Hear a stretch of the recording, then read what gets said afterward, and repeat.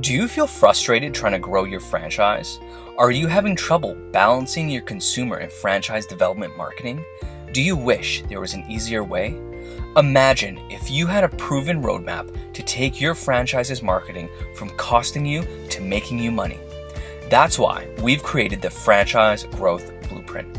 We walk you through the exact same process that we use to run franchise marketing campaigns for our clients at scale that has resulted in triple-digit growth. This blueprint isn't for anyone. It's not for people just starting a franchise. It's not for franchises without long-term goals. This is for franchises that want to scale up their marketing in a predictable and profitable way using a proven roadmap. If you want to sell more franchises, keep your current franchisees happy, and learn from people who have already done it, go to franchisegrowthblueprint.com and sign up today. That's franchisegrowthblueprint.com.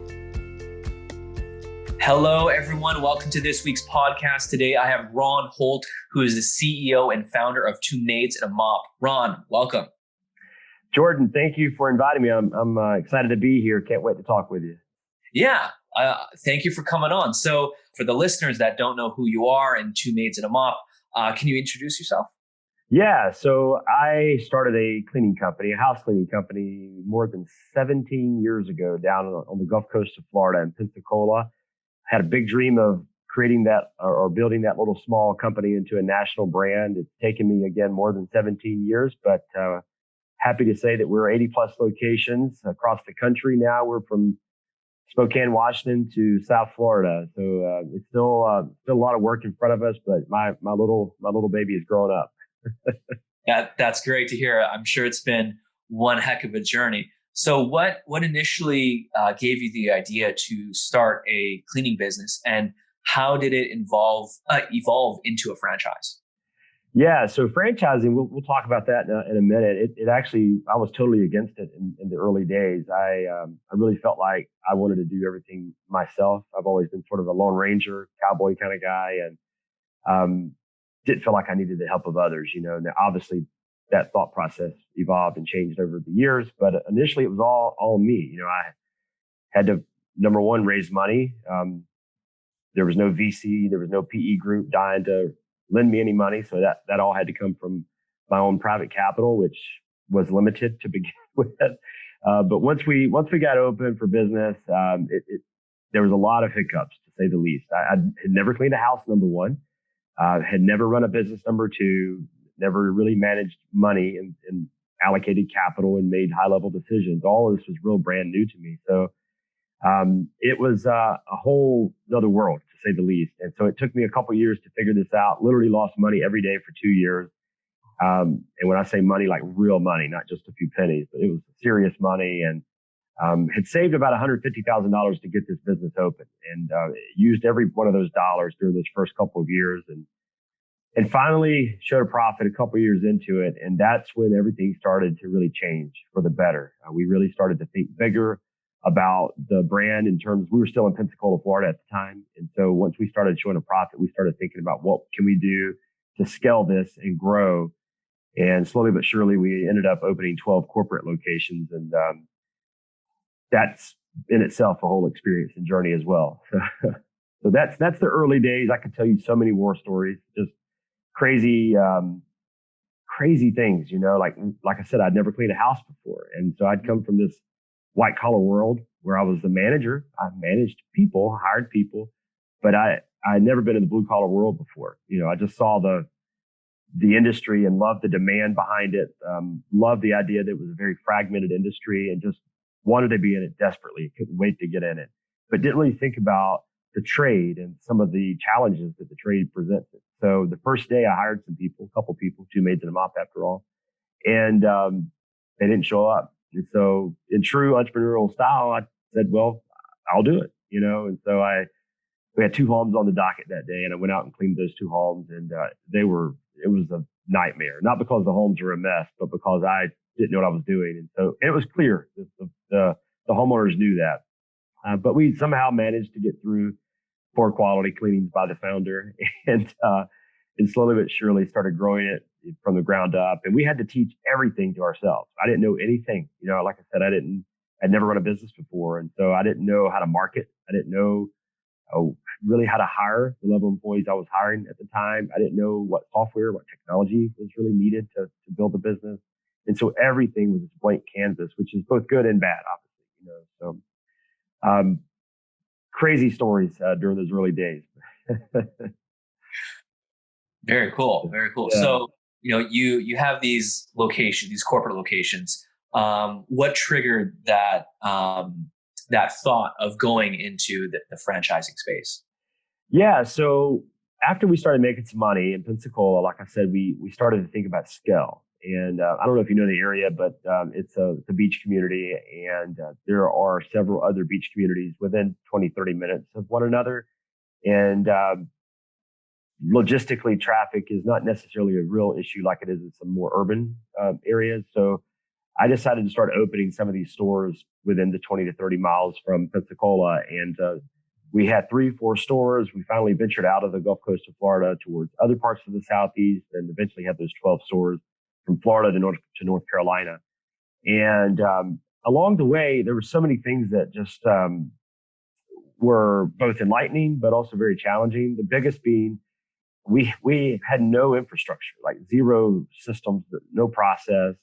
And that was really pretty easy to see once you were in one of the different stores. But for instance, I never really cared about uniforms, which sounds crazy because the definition of uniform is uniformity. But I just didn't think it was that important. And now I do, clearly. But in those days, I didn't really care. And so we're in the South, right? So college football is king down here. So every little community we were in, I would figure out who their college football team was, and that was our colors. It was the stupidest thing ever. But that was the sort of external thing that was pretty easy to see in terms of fragmentation within our business model. But internally, there was a lot of other real inefficiencies as well. How we would price a home was all over the place. How we would sell the home, the sales script was completely different. And of course, the cleaning itself. Like I said, I loved the industry, but never really loved the idea of cleaning a home. And as a result, really leaned on other people to do that work for me. But with that came tons and tons of fragmentation. So in Charlotte, North Carolina, we would clean a house completely different, using different tools and chemicals than we would in Florida, for instance. So after opening our 10th store, our 10th corporate store, I brought all of our corporate managers together. We were at that point had relocated to our now headquarters in Birmingham, Alabama. And we just really sat down and said, we've got to do something to streamline this so that we have actual process in place. And so at about that time, I'd read this book called The E-Myth. It's a 30-plus-year-old book now, and great book, still is timeless, and sort of become like the franchise Bible, So I read the book and just fell in love with it. And that meeting sort of served as the first day, sort of as the rest of our life. Because we sat down. The beauty of having fragmentation is that you get to pick and choose some of the best systems, so it's kind of what we did. We sat around the table and we said, who cleans the best? What products are the best? What's the best way to price? What's the best way to sell? What software is the best?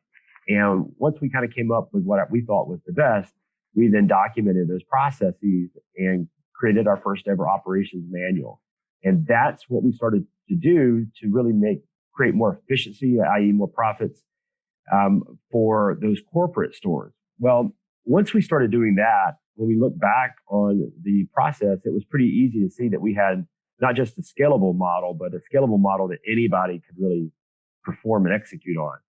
Because that's what we were doing. When we would open a new store after those 10, we would go in, we would train, we would educate people, leave them with the process, and then there was some accountability to those processes. And it was clear that anybody could run this now that we had all of this infrastructure in place. So that's when franchising became a real thing for us.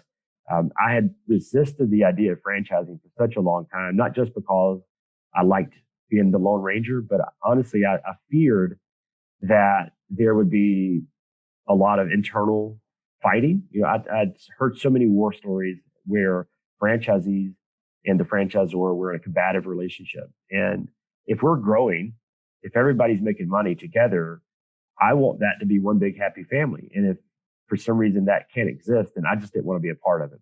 And so that was all I was thinking about. Once I started thinking about or meeting franchise candidates, I learned that that was the wrong way to think. Franchisees, while there can be some tension when the franchisor and the franchisee don't necessarily see eye to eye, franchisees and franchisors want the same exact thing. So it's a different type of relationship. It's almost like a teammate, business partner relationship. Whereas prior to that, when we were opening our corporate stores, the managers of our corporate stores were great people, but they were employees of us. And so they were working for us.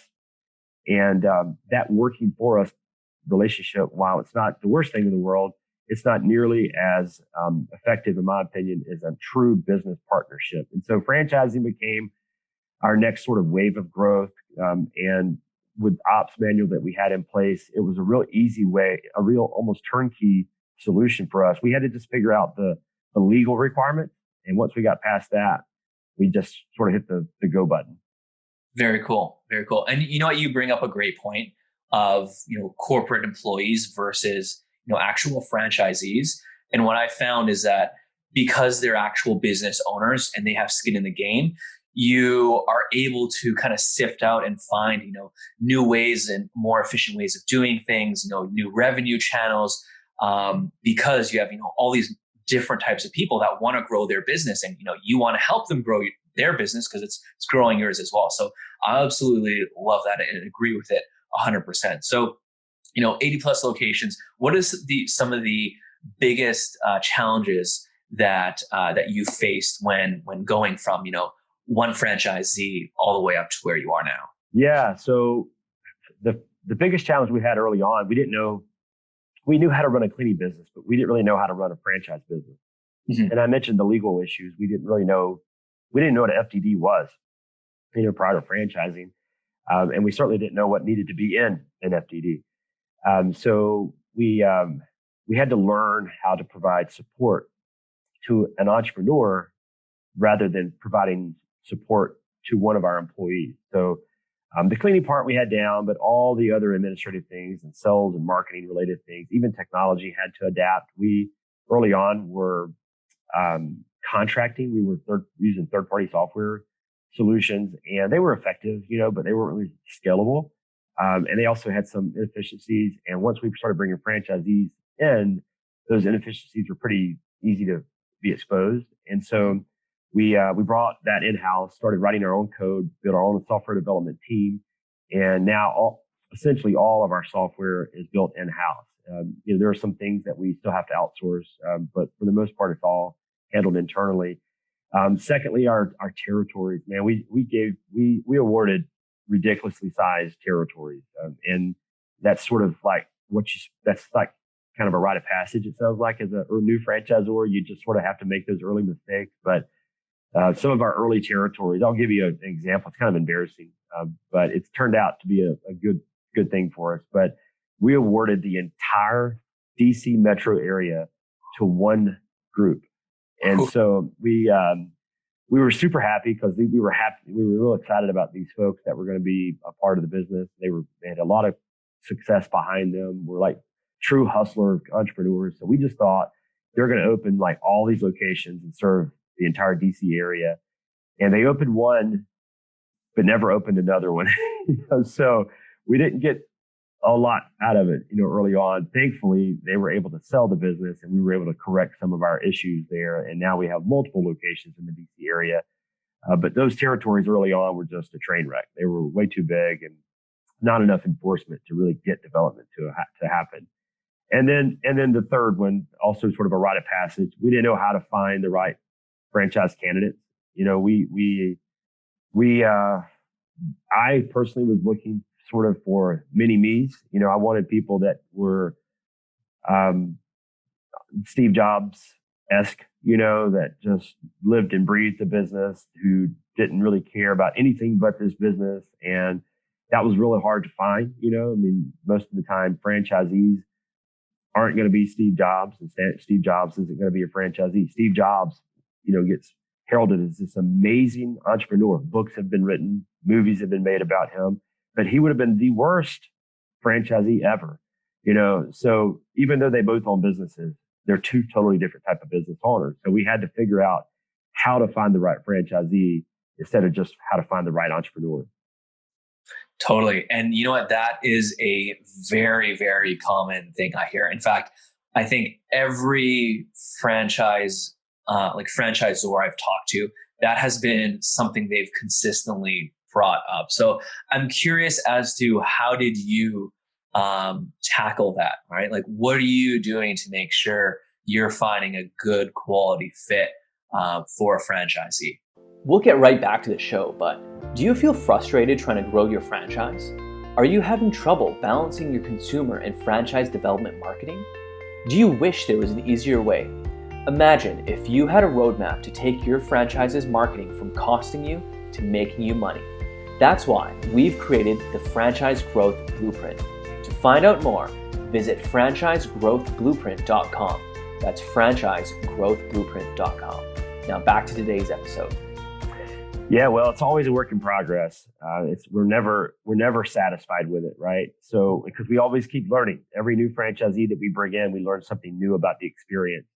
But we certainly do the basic things. The basic things like we create a process inside the development process itself. So when someone comes to us and they're interested in developing a territory, they don't necessarily look at it this way because they think that we're selling them on the territory and it's our job to convince them to make this investment. And while that somewhat is true, there's a whole nother test going on that they're not aware of because there's specific steps that they're supposed to accomplish in a certain amount of time. And if those steps are not accomplished, then that presents some red flags. And so now there's obviously some exceptions, like the day and age we're living in right now. Travel's an issue, things of that nature. But still, if we say, have step 2 done by X date and you missed that deadline, that's probably going to tell us something to be maybe concerned about if you actually become a franchisee and operate this business. Same thing goes with validation. The validation process is critical. And it seems pretty easy to understand why it would be critical. Why wouldn't you want to talk to other franchisees who've already been down this road before? But what we've discovered is that our best franchisees vet those current franchisees diligently. Any franchise candidate that maybe talks to one franchisee for 15 minutes and then calls us and says, let's do this, scares us to death. But the franchisee candidates that come in and they talk to a dozen of our franchisees, maybe they figure out a way to go to lunch together. Those are the folks that usually end up being great franchisees as well, because the diligence required to do all that is pretty difficult. In some cases, you're having to juggle schedules. You're having to ask the right questions. We talk to all of our franchisees and ask for their feedback on these validation calls. So they're involved in the process as well. And so we do those kind of things that may not seem to the franchise candidate that we're vetting them, but that's part of the reason how we make this decision. And we do basic things like background checks and personality, quizzes, and we try to match personalities to current franchisees to see if they fit. But those are almost like the ABCs. You got to do that to learn how to read. The reading part is the more difficult part. Really seeing through the process to see if people are doing what they can do, what they need to do, and if they make it through all of that, then they become a franchisee. And not everyone does. It's not just because you want to become a franchisee and just because you have the capital doesn't mean you're going to be a franchisee. Totally. So let's shift gears and talk about marketing for a few minutes. What's the best marketing campaign you've ran so far? Oh, in the seventh. So again, our legacy goes back more than 17 years. So within that 17 plus years, marketing has evolved it's considerably, to say the least. If I could tell you some of those early marketing campaigns, you would laugh because they're like a joke today. Have you ever heard of this thing called Yellow Page? Oh yes. So I used to do cold calling for Yellow Pages back in the day. Yeah. We in the old days, whether you were cleaning service or any other home service, the keys to the castle were just big ads in the Yellow Pages. If you had a big colored ad, you won the game. That was that simple. It was a pay to play kind of concept. And so that's all we did. We just bought the biggest ads. So it was almost that simple during those early days, but it's not that simple any longer.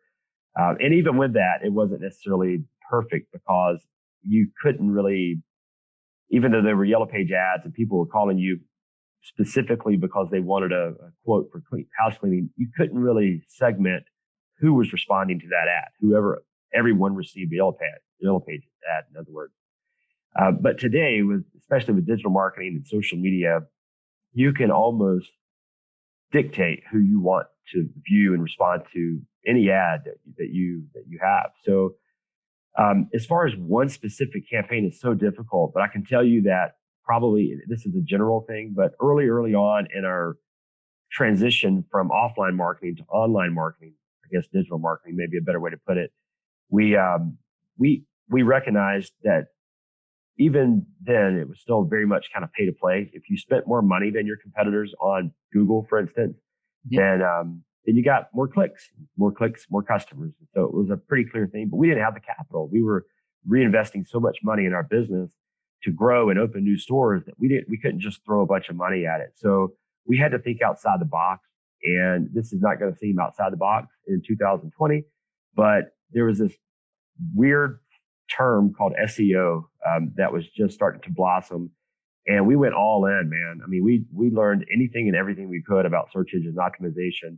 And I became this like an expert I never really wanted to be, but I was forced to be during those times. And it worked. I mean, it was like gold, and it still really works well for us today. It's not quite as lucrative as it was just a few years ago. But early on, we were the only game in town when it came to organic leads. If you search for a maid service in Nashville, Tennessee, or Atlanta, Georgia, or Pensacola, Florida, we dominated every link on that first page. Now, this was desktop time, where the first page meant something. It was a little different now, but it was a gold rush for a couple of years there. Mm-hmm. I love it. And one thing I'm a huge fan of, and the entire reason I got into digital marketing is because, from an attributional perspective, where your dollar is going, and you can track it from click to actual customer, right? So being able to have that insight and that data, I can imagine it's extremely useful. So which channels to double down in and which ones to kind of shift away from. No doubt. So recurring revenue is our bread and butter. That's how we make money. We love people who hire us just once, a year. But the way we make money is recurring revenue. Mm-hmm. So in the residential cleaning world, every market has a target demographic that's going to hire someone to clean their house on a regular basis. And markets are completely different. Even DC, like I mentioned before, DC has DC proper, and then they have the outlying areas in Maryland and Northern Virginia. Northern Virginia demographics and Maryland demographics are completely different than DC proper. So that recurring revenue demographic is different as a result. So we have to search and find those people differently than we do in those other two markets, even though they're so close to one another. But once you figure out who that demographic is, digital marketing gives you the opportunity to almost find them. I'll tell you a funny story. This happened. We were traveling. I was in Virginia Beach with our franchisee there. This was about a year ago, and we had taken the franchisee and his wife out to a concert. We were just having some fun, and we sat next to someone who said, "What do you do?" And I said, "Two Maids A Mop, blah blah blah." And she goes, "Oh my gosh, I see your ad all the time." And I said, "I bet you're a 40 to 45-year-old married female with a college degree, and you live in one of these 4 or 5 zip codes, and your home value is X." And she goes, "What?" That's exactly who I am, because that's who we were reaching. That's who we were targeting. She was totally blown away. I love it. I absolutely love it. So one question I always like to ask is, what advice would you give someone just starting out a franchise? Well, so man, that is such a big question. So every franchise that I know, from McDonald's to us, to Two Maids A Mop, if you've ever watched the movie or read the book about McDonald's, if you remember, those early franchisees were like his country club buddies, right? So my early franchisees were my college buddies, and they trusted me because we drank beer together. We were 21, but but that's not necessarily the reason you should start a business together. And so while those buddies are still franchisees and I still love them, the franchisees candidates that we bring in today are completely different than the first year that we started franchising. And so my best advice is to not settle. Every early franchise or wants to grow and grow fast. They think that's sort of the name of the game. You got to get some early momentum. And there's nothing wrong with that. There's plenty of brands that have been able to grow pretty quickly, but I believe that slow is the new fast. And so don't just settle for your old college buddies or your, country club buddies either. Maybe there's a true franchisee in that world, but more likely it's not the case. Create a process so that you can vet a franchise candidate properly. And then maybe that means instead of opening 20 new stores your first year, you only open 2. But those 2 are going to be rock stars. They're going to be Hall of Famers that you can lean on for the rest of your life and not have to talk about some of the early mistakes. All those buddies I just talked about, some of those buddies no longer own a franchise because they really weren't built to own a business in the first place, much less a franchise. They just had money and they trusted me. So that's my biggest advice, is to really get serious about the candidate vetting process. And nobody's going to listen to me because everybody told me that same thing. And I said, I'm different. I'll do it better and I'll never make a mistake. And then I did the exact thing everybody told me I would do. I like it. I like it a lot. So we've talked about, your past, your journey, your learnings. Let's look at the now real quick. What's the biggest problem that, you've been really trying to tackle and get over? Well, now, so we've grown up, so we've always had this small business take over the world personality, and it's really worked well for us. We've always sort of felt like we were the underdog, we were the David, and everybody else was Goliath. Well, we're kind of now in this place where people look at us as, I wouldn't say Goliath, but we're getting closer to that, so we have to, we feel like we're this corporation now. And I guess legally we are called a corporation, but that's the wrong mindset, in my opinion, and so everyone I bring into the home office now, they see this almost ivory tower that we work in that's glitz and glamour. We've got nice furniture. We've got brand new computers, all the technology you need. Everybody that's working here is highly educated, this strong, powerful resumes.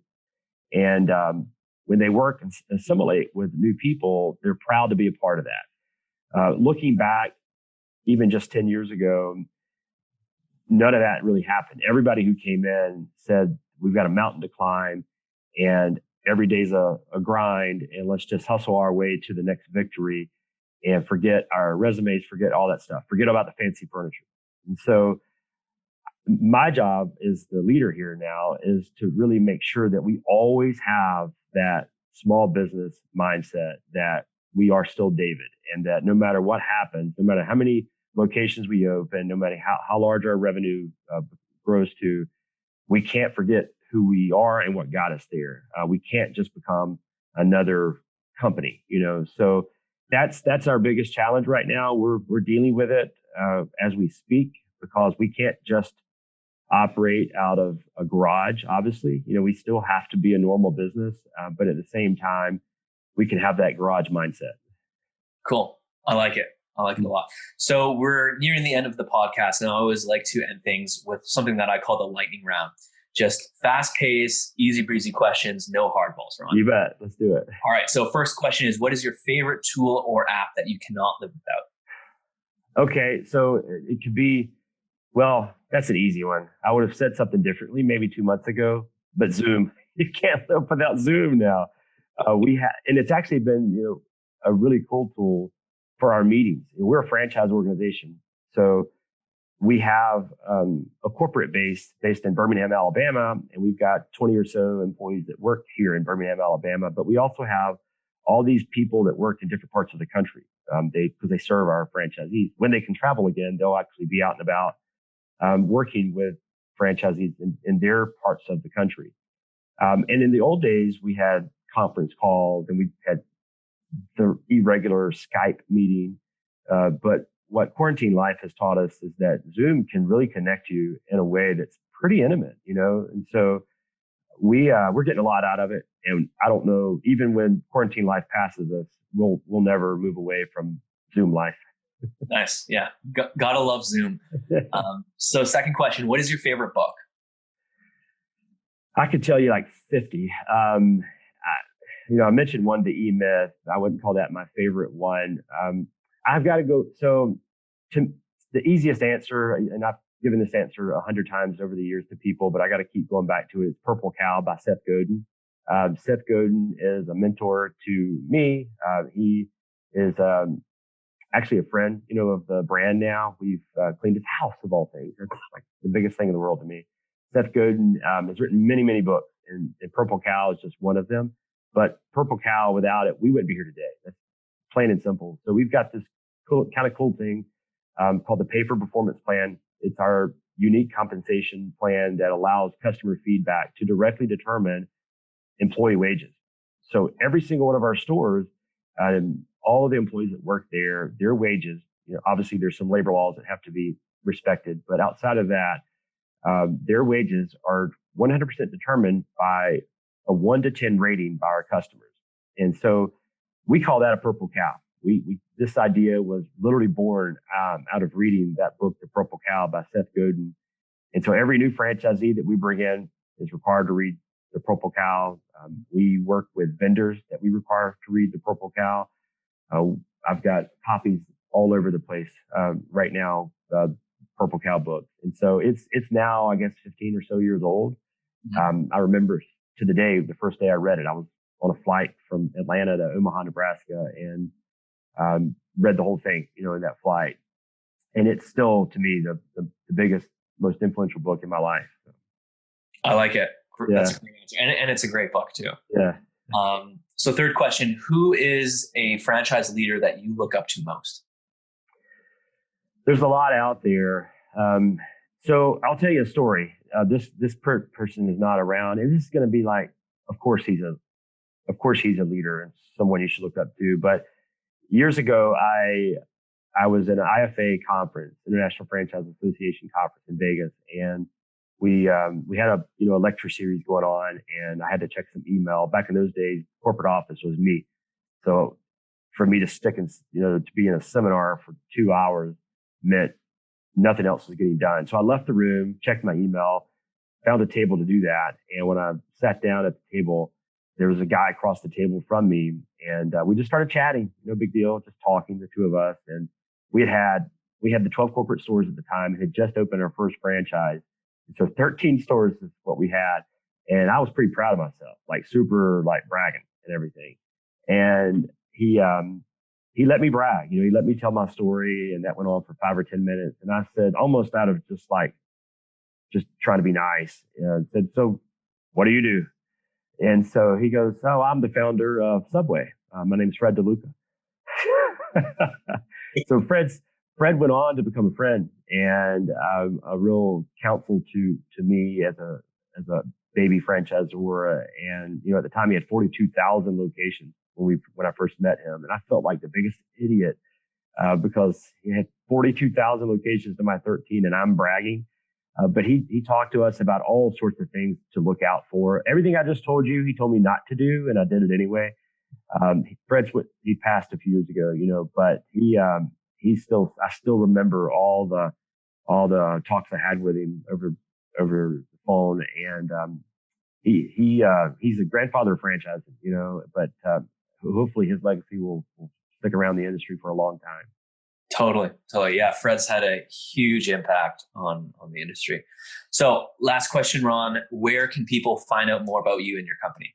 Absolutely. So it's pretty easy. twomaidsfranchise.com, just like it sounds, TWO, twomaidsfranchise.com. You're going to learn everything about what territories are available, what the business model looks like, what software we use to make it all happen, and then obviously the investment opportunity itself and what the expected cost may be. twomaidsfranchise.com. Once you go there, you'll be able to fill out some quick and easy forms, and then you can expect to hear back from us at some point. Reach out. We'll talk directly if we kind of get you through the process. If you just want to reach out to me directly, I love talking shop. So find me on LinkedIn, find me on all the social channels. It's a 2-syllable name, Ron Holt. So it's pretty easy to find. Awesome. Thanks a ton, Ron. I truly appreciate it. Jordan, thanks for the opportunity. It was fun talking with you. Yeah, same here. Bye for now. Bye. Thank you so much for listening to this episode of the Franchise Marketing Podcast. If you found this episode useful, share it with a friend and subscribe now so you don't miss out on any upcoming episodes. And until then, happy marketing.